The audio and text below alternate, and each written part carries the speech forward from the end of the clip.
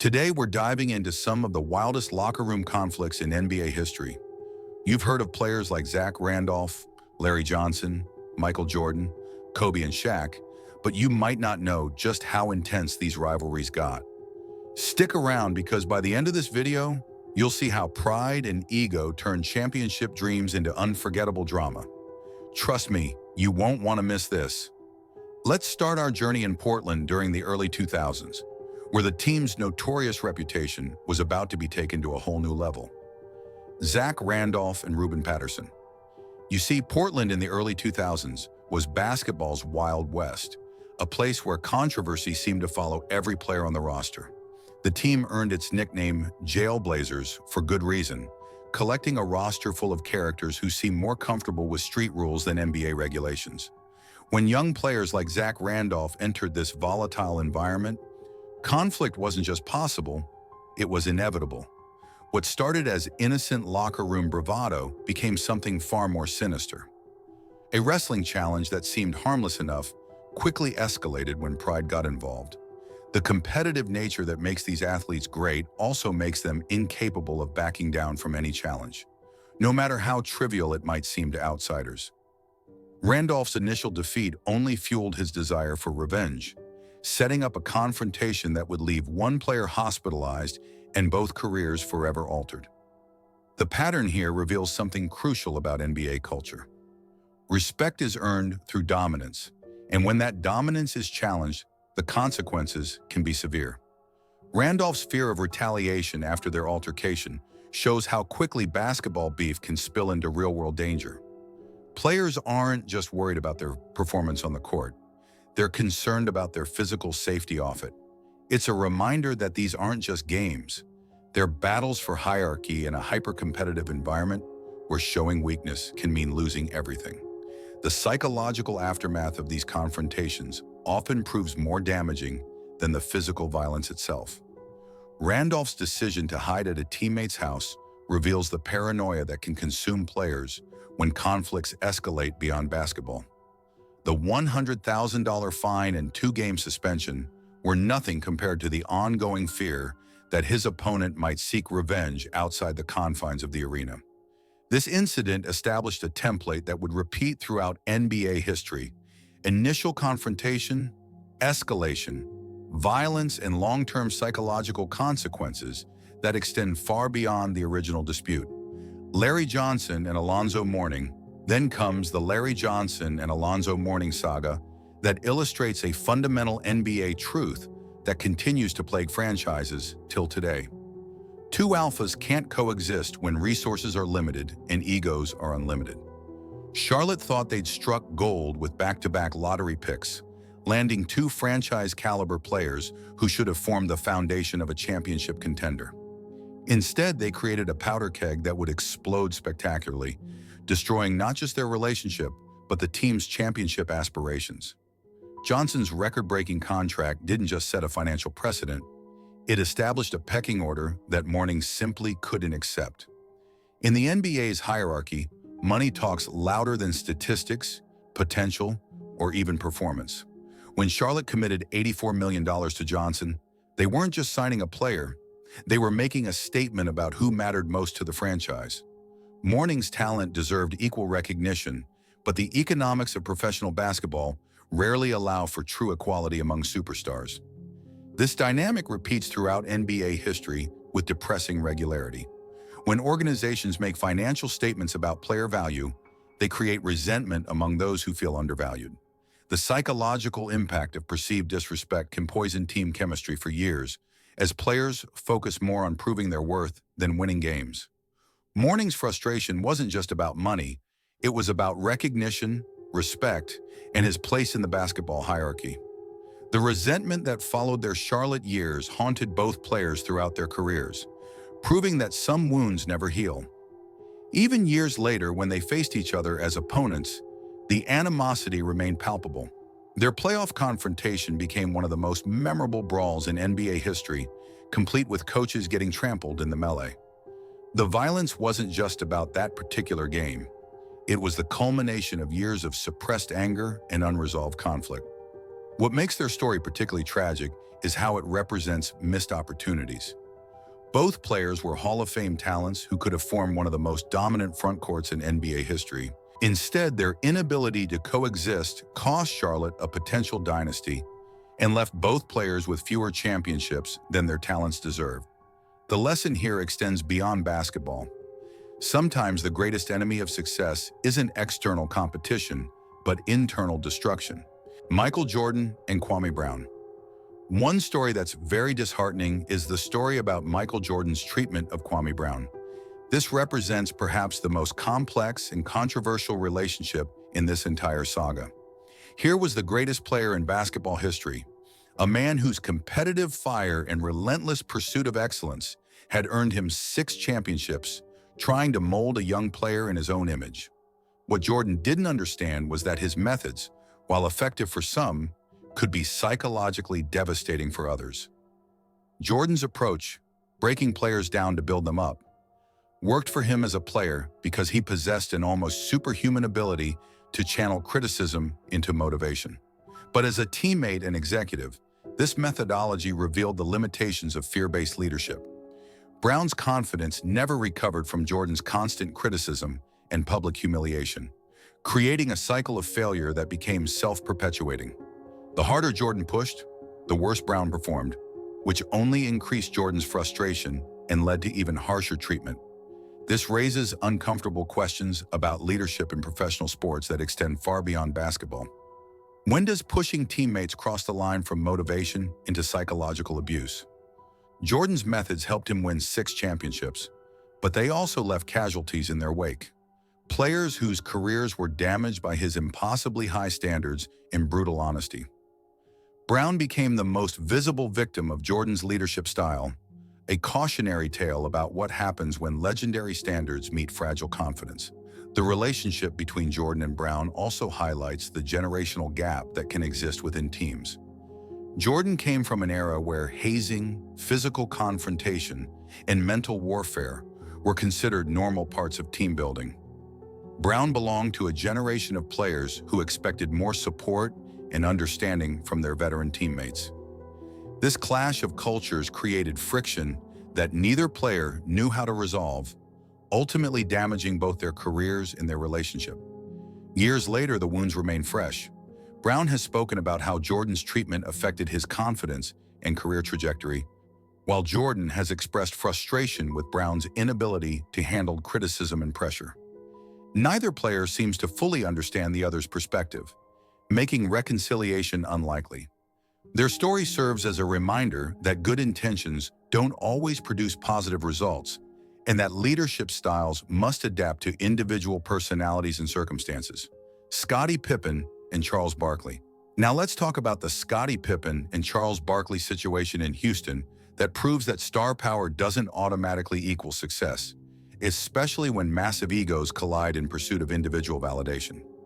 Here were 2 future Hall of Famers, both trying to prove they could lead championship teams without Michael Jordan's overwhelming presence. Their failure to coexist created a toxic environment that poisoned Houston's championship hopes and revealed the limitations of assembling talent without considering personality compatibility.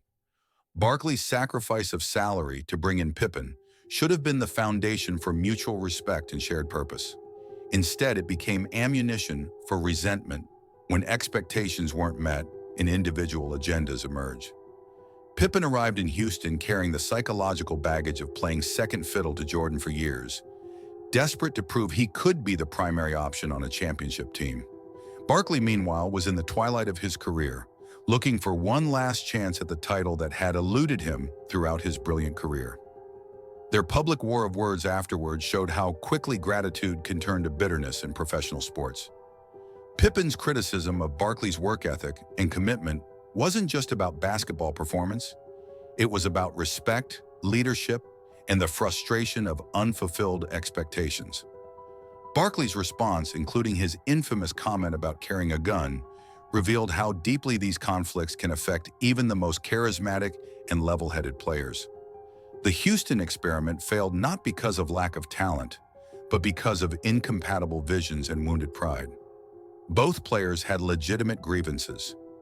Pippen felt he deserved to be the focal point of the offense, while Barkley believed his experience and leadership should be respected. Neither was entirely wrong, but their inability to compromise or find common ground doomed the team's championship aspirations. This situation also demonstrates how past relationships can poison future ones. Pippen's complex feelings about his role with Jordan affected his ability to accept a complementary role with Barkley. His need to prove himself as a primary option overwhelmed his basketball IQ and team-first mentality. Stephon Marbury and Quentin Richardson. But Stephon Marbury's refusal to play in New York represents the ultimate collision between individual pride and team success. A cautionary tale about what happens when players prioritize personal validation over professional responsibility. Here was a former All-Star choosing to sacrifice his career rather than accept a reduced role, creating a standoff that embarrassed the franchise and damaged relationships throughout the organization. Marbury's situation reveals the psychological challenges that aging stars face when their skills diminish, but their self-image remains unchanged. The transition from franchise player to role player is one of the most difficult adjustments in professional sports, requiring players to swallow their pride and accept reality.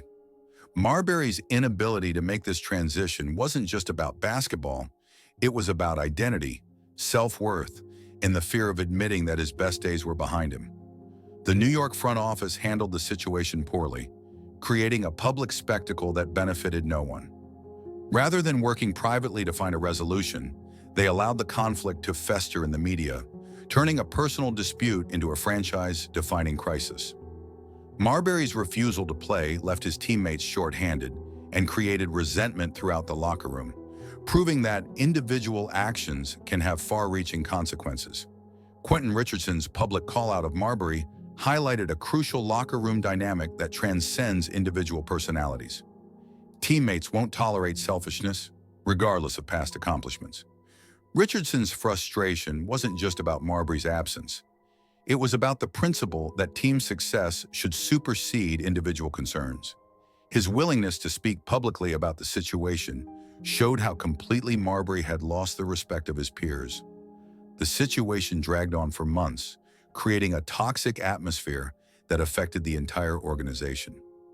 Players, coaches, and front office personnel were forced to answer questions about Marbury's status rather than focusing on basketball. The distraction became more damaging than his absence, proving that sometimes the most destructive conflicts are the quiet ones that fester over time, rather than exploding in dramatic confrontations. Marbury's eventual buyout and departure to Boston provided a temporary resolution, but the damage to his reputation was permanent.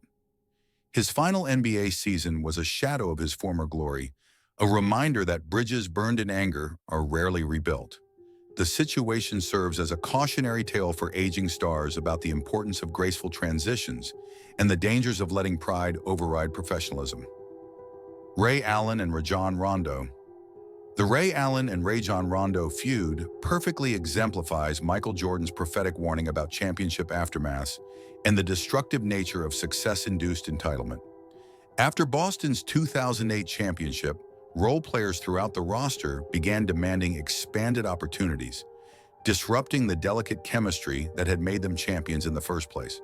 The very success that should have united the team instead became the catalyst for its destruction. Jordan's prediction proved remarkably accurate.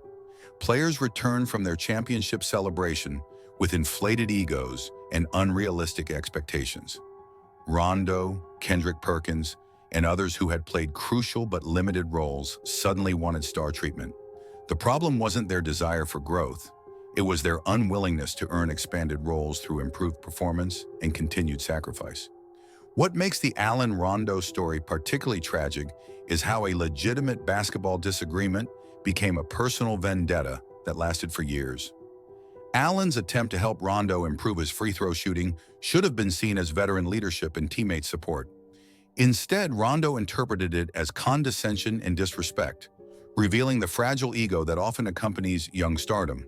Their boxing match, organized by teammates who were desperate to resolve the conflict, showed how far their relationship had deteriorated. The fact that other players felt the need to arrange a physical confrontation to address their issues reveals the toxic atmosphere that had developed within the team. The gloves and controlled environment couldn't contain the genuine animosity between two players who should have been celebrating their shared success. The situation worsened when Allen offered basketball advice that Rondo rejected with obvious disdain. This moment crystallized their fundamental incompatibility.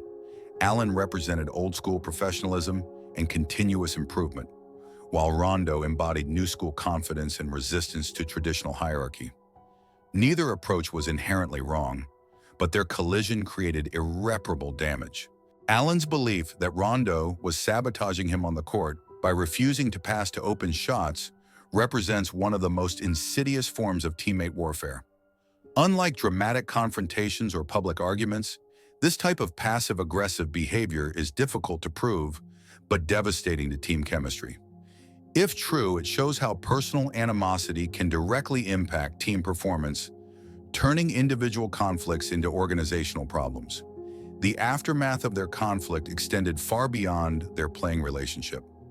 Allen's eventual departure to Miami wasn't just a roster decision.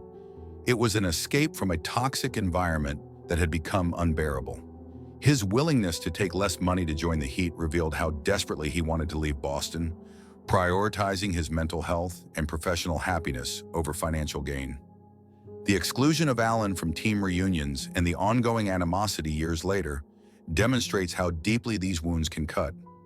Professional disagreements became personal betrayals, and basketball conflicts evolved into lasting resentment. The 2008 championship team that should have remained united by shared success instead became fractured by individual pride and unresolved conflict. Draymond Green and Jordan Poole. The Draymond Green and Jordan Poole incident at Golden State reveals how quickly championship culture can crumble when success breeds complacency and entitlement. Poole's massive contract extension seemed to inflate his confidence beyond his actual contributions, while Green's frustration with his own contract negotiations created the perfect storm for violence. Their confrontation wasn't just about basketball, it was about respect, hierarchy, and the delicate balance of championship culture. Green's attack on Poole during practice shocked the basketball world, not just because of its violence, but because of what it represented. Here were two players who had just won a championship together, who should have been focused on defending their title, instead engaging in behavior that threatened to destroy their team's chemistry. The fact that the incident was captured on video and leaked to the media made reconciliation nearly impossible. The generational and cultural differences between Green and Poole added complexity to their conflict. Green represented the old guard, a player who had earned his stripes through years of struggle and championship success. Poole embodied the new generation, a young player who had received a massive contract based largely on potential rather than proven accomplishment. Their clash reflected broader tensions within the NBA about earning versus receiving respect. Green's public apology, while necessary, couldn't undo the damage caused by his actions. The video of the punch became viral content, turning their private conflict into public entertainment. In today's social media age, these confrontations can't be contained within locker room walls, and the court of public opinion often proves harsher than any official punishment. The Warriors' decision to ultimately trade Poole rather than Green revealed the harsh realities of NBA economics and championship culture. Despite being the victim of the attack, Poole was deemed more expendable than Green, whose championship experience and defensive leadership were considered irreplaceable. This decision sent a message throughout the league about the relative value of potential versus proven production. The incident also highlighted the pressure that championship expectations can create within successful organizations. The Warriors' dynasty had been built on remarkable chemistry and shared sacrifice, but success had gradually eroded the humility and selflessness that made them great. Individual contracts and personal agendas began taking precedence over team goals, creating the toxic environment that led to their confrontation. Bobby Portis and Nikola Mirotic's practice fight in Chicago demonstrates how quickly competitive intensity can become genuinely dangerous, transforming routine basketball aggression into life-altering violence. What started as typical practice trash talk ended with one player hospitalized, and both careers forever altered by a single moment of uncontrolled anger. The severity of Mirotic's injuries, a concussion and two broken facial bones, shocked the basketball world and forced a reckoning with the culture of violence that pervades professional sports. This wasn't a simple scuffle or heated exchange. It was the assault that could have ended a player's career. The fact that it happened during a team practice in what should have been a controlled environment made it even more disturbing. Portis's 8-game suspension and $100,000 fine represented significant punishment, but the real cost was trust and team chemistry. Once teammates witness that level of violence, the dynamic changes permanently. Every heated exchange becomes potentially dangerous, and every competitive moment carries the threat of escalation. The psychological impact on the entire team was probably more damaging than the loss of either individual player. The incident also revealed underlying tensions within the Bulls organization that extended beyond the two players involved. Mirotic's sense of entitlement and Portis's frustration with younger players' attitudes created a powder keg that was waiting for a spark. Their confrontation became a proxy war for broader cultural conflicts within the team about respect, hierarchy, and professional behavior. The aftermath of the fight forced both players to confront the consequences of their actions. Mirotic's recovery became a public spectacle, with his injuries serving as a visible reminder of what can happen when competition turns violent. Portis's reputation was permanently stained by the incident, marking him as a player with anger management issues regardless of his subsequent behavior. Gilbert Arenas and Javaris Crittenton. The Gilbert Arenas and Javaris Crittenton gun incident remains one of the most surreal and dangerous episodes in NBA history, a situation where workplace disagreement escalated to life-threatening proportions. What began as a routine card game argument on a team flight evolved into death threats and firearms in the workplace, forever changing how the league approaches security and player conduct. The progression from gambling dispute to gun threats reveals how quickly situations can spiral out of control when pride and machismo override common sense. Arenas' initial threat about shooting Crittenton's car seems almost comical in retrospect, but it established a pattern of escalation that would have tragic consequences. The decision to bring guns into the locker room transformed their conflict from foolish bravado into criminal behavior. Arenas' claim that the entire situation was just a joke demonstrates a fundamental misunderstanding of the gravity of his actions. Intent becomes irrelevant when weapons are involved, and the potential for tragedy was very real. The fact that other players fled the locker room shows how seriously they took the threat, even if Arenas didn't fully comprehend the danger he had created. The incident changed NBA culture forever, leading to stricter security protocols, enhanced background checks, and behavioral clauses in player contracts. The league could no longer assume that professional success and financial security would prevent players from making catastrophically poor decisions. The Washington locker room became a cautionary tale about the importance of intervention before conflicts reached dangerous levels. Both players received significant suspensions and saw their careers effectively ended by the incident. The legal consequences, public humiliation, and professional blacklisting served as harsh reminders that some mistakes cannot be forgiven or forgotten. Their story became required reading for every player entering the league, a stark warning about the consequences of letting disputes escalate beyond reasonable bounds. The broader implications of the gun incident extended far beyond basketball, contributing to ongoing discussions about athlete behavior, workplace violence, and the responsibility that comes with public prominence. The NBA's response set precedents for how professional sports leagues handle criminal behavior by their employees, establishing zero-tolerance policies that continue to this day.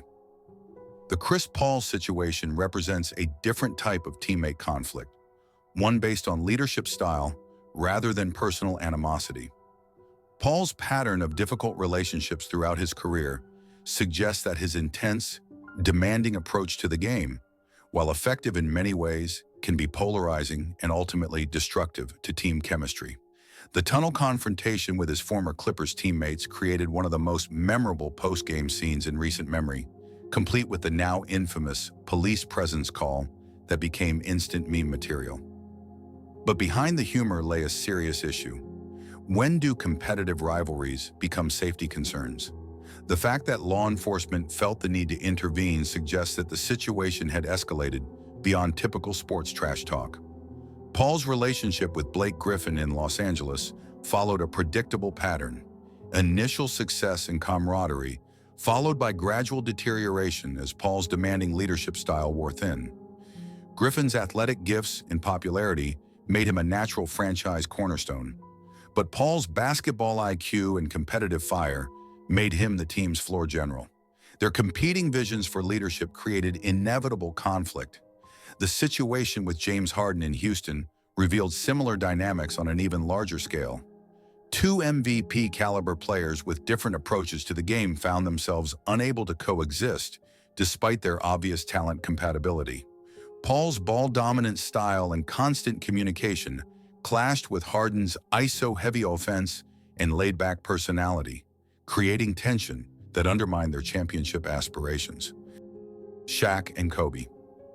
The Shaq and Kobe feud remains the gold standard for destructive teammate relationships, a cautionary tale about how personal animosity can destroy even the most talented partnerships.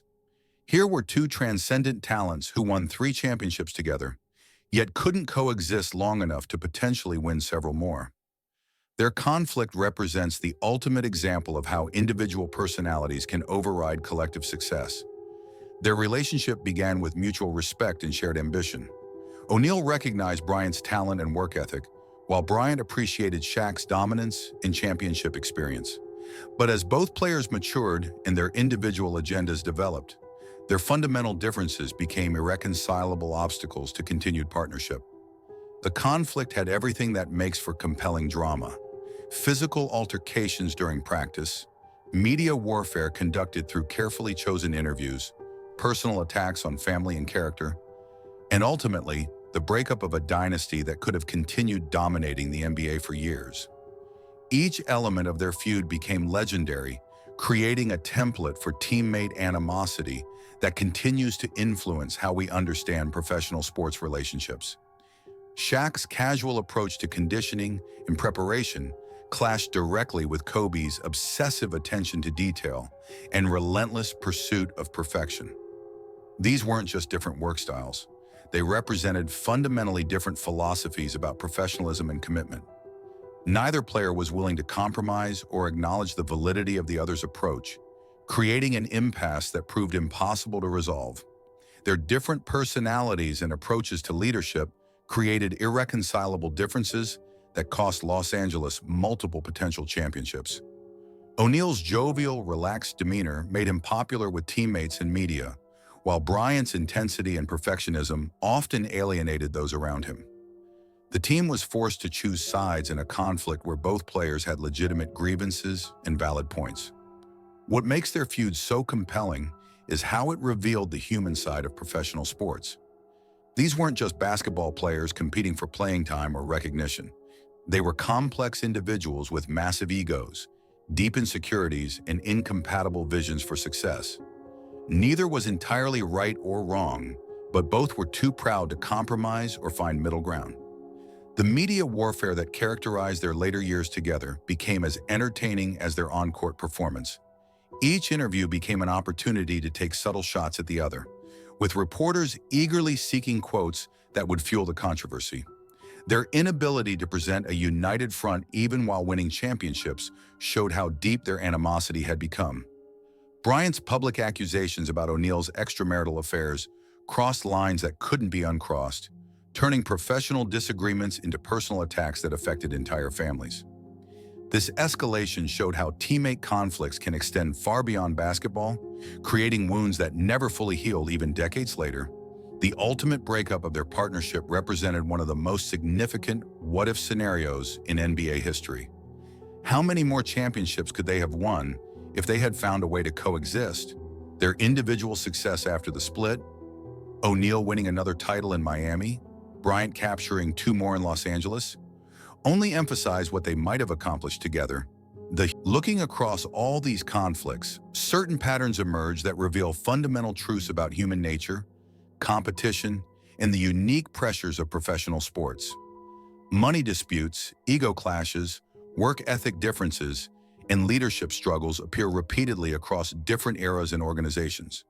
The NBA's structure, with its salary caps, max contracts, and alpha-dominated culture, almost guarantees these conflicts will arise. The most successful franchises find ways to manage these tensions before they explode into public spectacles or locker room violence. They create cultures of accountability and communication that allow players to address grievances before they become irreparable. The unsuccessful ones become cautionary tales about what happens when individual agendas override team success and organizational leadership fails to intervene effectively. These stories remind us that professional sports, despite the incredible athletic achievements and entertainment value, remain fundamentally human endeavors. The players may possess extraordinary physical gifts and earn enormous salaries, but they are still people with the same emotional needs, insecurities, and character flaws that affect everyone. The difference is that their conflicts play out on a public stage with millions of dollars and championship aspirations at stake. The real tragedy isn't the fights, harsh words, or dramatic confrontations that make for compelling content. It's the championships that were never won because talented players couldn't find ways to coexist. It's the potential that was never realized because pride proved stronger than shared goals. It's the relationships that were never repaired because forgiveness seemed like weakness in a culture that celebrates dominance and individual achievement. Each of these conflicts represents a missed opportunity for greatness, a reminder that talent alone isn't sufficient for sustained success. The ability to manage relationships, suppress ego when necessary, and prioritize collective goals over individual recognition often determines the difference between good teams and great ones, between talented players and true champions. In the end, these stories serve as both entertainment and education, revealing the complex dynamics that exist within professional sports teams. They remind us that behind every championship banner and highlight reel, there are human beings struggling with the same fundamental challenges that affect all of us. How to work with people we don't like, how to handle success and failure, and how to balance individual ambition with collective responsibility. The NBA continues to evolve, with new conflicts arising each season as talented individuals attempt to coexist in pursuit of shared goals. But the patterns remain consistent, and the lessons from these historical feuds continue to resonate. Pride, it seems, often proves more expensive than any contract, and the cost of unresolved conflict extends far beyond individual careers to affect entire organizations and generations of fans who wonder what might have been.